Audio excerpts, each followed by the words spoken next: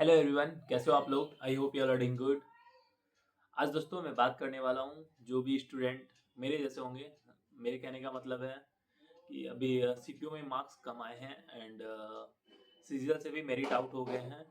जिसको एक्सपेक्ट था कि मतलब आप लोगों को लग रहा था कम मार्क्स रहे हो, जो भी रीज़न रहा हो कम मार्क्स हो और या फिर ठीक ठाक मार्क्स आया था सीजीएल में, बट स्टिल आप लोगों का नाम लिस्ट में नहीं है, मेरिट आउट हो। तो आज उन्हीं लोगों के लिए या फिर बोल सकते हो मेरे जैसे कैंडिडेट के लिए बात करने वाला हूँ कि आगे क्या करना है हम लोगों को। दोस्तों आप लोगों को पता हो, कल मैंने बोला था कि टेलीग्राम ग्रुप में एक डेली बेसिस पे मॉक आएगा, उसको हम लोगों को अटेम्प्ट करना है और ये रेगुलरिटी हम लोगों को मेंटेन करना है डेली बेसिस पे। इससे होगा क्या दोस्तों, आज से पहले जैसे कि मैंने बताया कि सीपीओ वाला जो चल रहा था, मतलब अभी भी जो प्रोसेस में है सीपीओ वाला, उसका जो हम लोग प्री एग्ज़ाम था उसके रिगार्डिंग हम लोगों ने मॉक चलाया था टेलीग्राम ग्रुप पे। तो काफ़ी लोगों को बहुत बेनिफिट मिला था, जिनके मार्क्स 120 के अराउंड थे उनके 150 पहुंच गए थे, 150 प्लस मार्क्स फाइनली आए भी हैं। और इस तरह से दोस्तों हम लोग यहाँ पे भी सीजीएल का मॉक देंगे। देखो वहाँ पे सीपीओ का 2 घंटे का मॉक होता था, प्री का भी एंड मेंस का तो होता ही है, बट स्टिल यहाँ पे जो दोस्तों 1 ही घंटे का मॉक होगा और 1 घंटा पता भी नहीं चलेगा हम लोगों को कि कब मॉक मतलब ख़त्म हुआ सीजीएल में। तो हम लोगों को डेली बेसिस पे एक मॉक अटेम्प्ट करना है। और मॉक दोस्तों देखो, मैंने यहाँ पे इसमें बहुत सारा लिख के रखा है हर शिफ्ट का कि कौन कौन सा शिफ्ट का मॉक हम लोगों को देना है। एंड इसमें दोस्तों 2021 का सीजीएल, 22, 23, 24 का सीजीएल का मॉक है। और इसमें सारा मॉक नहीं है, कुछ कुछ मॉक मैंने सेलेक्ट करके रखा है और वो बाद में आपको पता चलेगा। हालांकि अगर आप अटेम्प्ट करोगे जो मॉक मैंने सेलेक्ट कर रखा है तो आपको समझ में आएगा कि मैंने इसी मॉक को क्यों सेलेक्ट किया है, ठीक है। प्रीवियस ईयर की बात कर रहा हूँ। इसके अलावा कुछ कुछ सी एच एस एल के भी मैंने लिए हैं, 2022, 23, 24 के, 21 के मैंने नहीं लिया है। 2022, 23, 24 का सीजीएल का कुछ कुछ मॉक लिया, 10-10 मॉक इस तरह से। तो ये हो गए प्रीवियस ईयर के। इस तरह से दोस्तों हम लोग लगाएंगे, ये आपको मिल जाएगा टेक्स्ट बुक पे या फिर किसी भी एप्लीकेशन पे अगर आपको मिल रहा है, फ्री अवेलेबल है, तो मॉक आप लोगों को पता चल जाएगा कि लेट्स से आज जो मॉक हम लोग देने वाले हैं, टेलीग्राम ग्रुप पे अपडेट हो गया होगा 17 थर्ड शिफ्ट।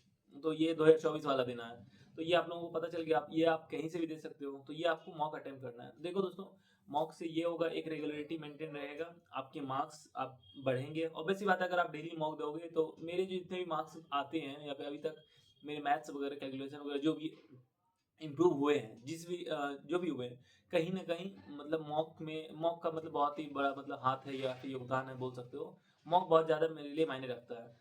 तो इस तरह दोस्तों हम लोग काफ़ी मॉक देने वाले हैं। अभी लगभग बोल सकते हो 90 मॉक हम लोग देंगे। 90 डेज है, अराउंड 90 डेज मान के चलते हैं सीजीएल के एग्ज़ाम तक। तो हम लोग टोटल 90 मॉक जरूर देंगे, तो ये हम लोग का टारगेट रहेगा। इसके अलावा दोस्तों और क्या कर सकते हैं हम लोग। इसके अलावा दोस्तों मैंने सोचा है कि जो किरण का इंग्लिश का बुक पीवाईक्यू जो आता है, उसको इंग्लिश के लिए बता रहा हूँ, उसको ऐड करने वाला हूँ। एंड उससे भी जो है दोस्तों एरर जो है उसका, या फिर बोल सकते हो सेंटेंस इम्प्रूवमेंट है, उसमें जितने भी है उसको भी एक डेली बेसिस पे टारगेट में रखूँ। 40 क्वेश्चन इस तरह से 40-40 करके या फिर 40-20 इस तरह से कुछ क्वेश्चंस मैं सोच रहा हूँ डेली बेसिस पे ऐड करूँ। आप लोग कमेंट में जरूर बताना कि मतलब इसके रिगार्डिंग कि कैसा रहेगा करना। इसके अलावा इंग्लिश माध्यम का एक एडिटोरियल रहेगा जो कि आप लोगों को डेली बेसिस पे सॉल्व करना है, उसके भी मॉक डेली बेसिस पे एनालिसिस करना है, मतलब टेस्ट देना है, उसका एनालिसिस करना है। और स्पेशली मैं बता दूं, ये तो करना है कॉम्प्रिहेंशन के लिए, तो वो मार्क्स शेयर करना है आप लोगों को, उससे भी इम्प्रूव होगा डेली बेसिस पे अगर आप करोगे। और इसके अलावा मॉक की बात करूँ, मॉक अगर आप डेली दोगे इससे क्या बेनिफिट होगा। देखो मॉक दोगे तो ये तो रहेगा कि आपका जो भी इशू रहेगा, कुछ क्वेश्चंस पर्टिकुलर क्वेश्चंस पे आपको इशू हो रहा है, तो आपको पता चलेगा, आप आइडेंटिफाई कर पाओगे कि हाँ आपको इस टाइप के क्वेश्चन में इशू हो रहा है। और अभी जो रिसेंट एग्जाम में पूछे जा रहे क्वेश्चन, क्योंकि मैंने इसमें सेलेक्ट किया रिसेंट एग्जाम एंड इसके प्रीवियस ईयर जितने भी हुए हैं सारे लगभग सेलेक्ट किए पिछले 4 साल का, तो आपको आइडिया भी मिलेगा कि किस तरह के क्वेश्चन पूछे जा रहे हैं एंड आप किस क्वेश्चन में फंस रहे हो। इससे आपको आप खुद आइडेंटिफाई कर पाओगे क्वेश्चन को, तो आप ज़्यादा मतलब प्रैक्टिस कर पाओगे उस क्वेश्चन को, पर्टिकुलर क्वेश्चन के लिए, ठीक है। तो ये आपको रहेगा बेनिफिट। एंड इसके अलावा आपका स्पीड भी इम्प्रूव होगा, आपको पता चलेगा, क्योंकि अब जितना ज़्यादा मॉक दोगे इससे आपको पता चलेगा कि जैसे मान लो 25 क्वेश्चन आते हैं रीजनिंग में, तो 25 के क्वेश्चन 2500 आपसे बन जाएंगे फर्स्ट टाइम में, ये जरूरी नहीं है, ठीक है। और ऐसा भी होता है कभी-कभी 25 में से 5 क्वेश्चन या 4 क्वेश्चन नहीं तो 3 ही क्वेश्चन ऐसा है जो बहुत ज़्यादा डिफ़िकल्ट है। अगर आप उसको छोड़ देते हो तो आप पूरे क्वेश्चन्स को, मतलब रीज़निंग की बात कर रहा हूँ, तो 10 से 12 मिनट में निपटा दोगे। लेकिन अगर आप वही 3 क्वेश्चन को सॉल्व करने में लग जाते हो तो आपके 18 मिनट लग जाते हैं, मतलब लग जाएँगे। तो ये है कि आपको स्किपिंग करना सीखना होगा। इसको आर्ट ऑफ स्किपिंग कहते हैं, बोल सकते हो मॉक में। तो वो आपको जानना ज़रूरी है। स्पेशली मैं इसमें रीज़निंग में काम आएगा ये, मैथ्स में काम आएगा, और रीज़निंग और मैथ्स में। इंग्लिश में और जीके में तो नहीं, वो आपको आता होगा तो आप ठीक करोगे, अदरवाइज़ आप आगे बढ़ जाओगे। लेकिन रीज़निंग में क्या होता है, आपको दिमाग लगाना पड़ता है, अपना माइंड, मतलब उसमें दिमाग खपत करना पड़ता है। मैथ्स में भी आपको दिमाग लगाना पड़ता है, सॉल्यूशन करना पड़ता है।